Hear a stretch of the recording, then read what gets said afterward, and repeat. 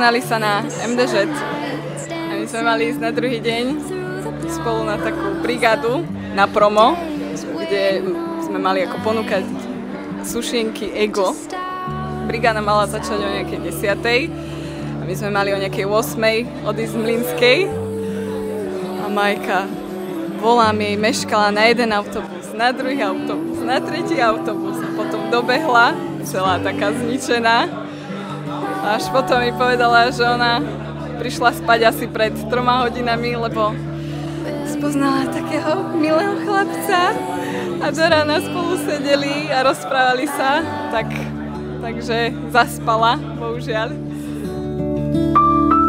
Now cars are passing and birds are laughing as sme nevedeli, že si tak rýchlo nájde takú super kočku a keď ju doniesol domov, tak vravím, wow, super, naozaj.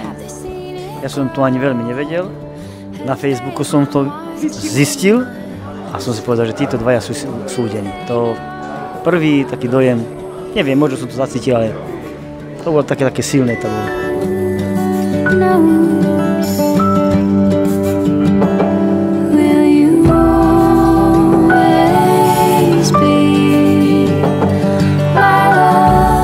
Život im ukáže všetko, že čo a jak.